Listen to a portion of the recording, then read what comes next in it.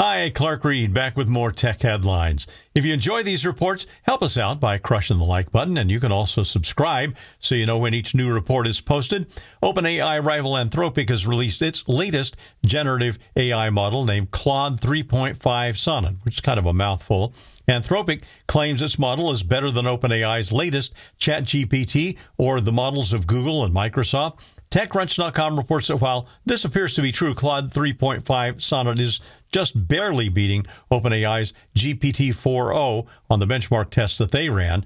Anthropic claims the model better understands nuanced and complex instructions in addition to concepts like humor.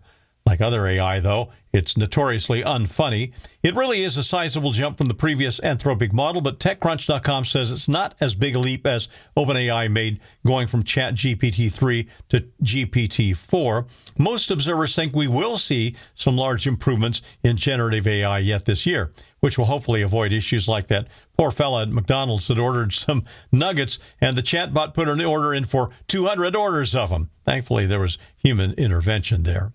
In a move that could have a substantial effect on better recycling, Amazon has announced they've eliminated 95% of the inflated plastic pillows used to cushion all the goodies that are shipped to us.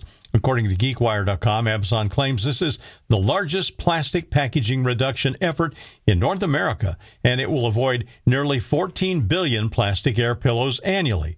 On a personal note, I'm delighted. It's not only better to use recycled paper for the environment, but no more deflating those stupid plastic pillows to put them in the garbage. And as a bonus, the cat loves the paper almost more than the boxes it comes in. It's been estimated by environmental nonprofit Oceana that Amazon produced 208 million pounds of plastic packaging in 2022, enough to circle the globe over 200 times.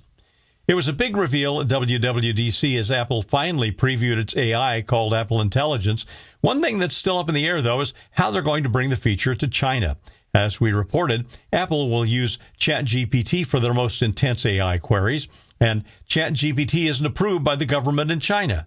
Now, 9to5Mac.com says Apple's been in talks with Baidu and Alibaba and another AI group to fill the gap.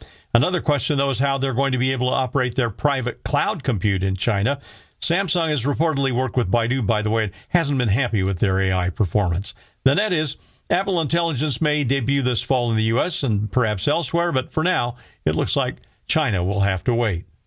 As has been known for a while, livestock cause about 14.5% of greenhouse gases. That's more than all the cars and trucks in the world combined. While it's funny to say cow burps, it remains a serious problem. Cattle provide us with both meat and milk, and that isn't something most folks are willing to do without.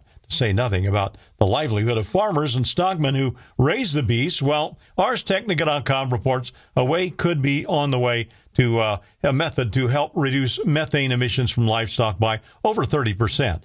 It's a synthetic feed additive that absorbs some of the hydrogen produced by the rumen in the livestock in their digestive system before the methogens can use it.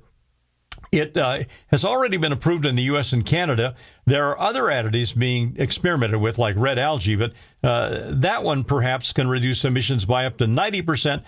Big fly in the ointment, though. It's toxic, and it's not clear that the alterations to get rid of the toxicity are safe in the long term. Still, an approved additive knocking off gases by 30% is a really good start.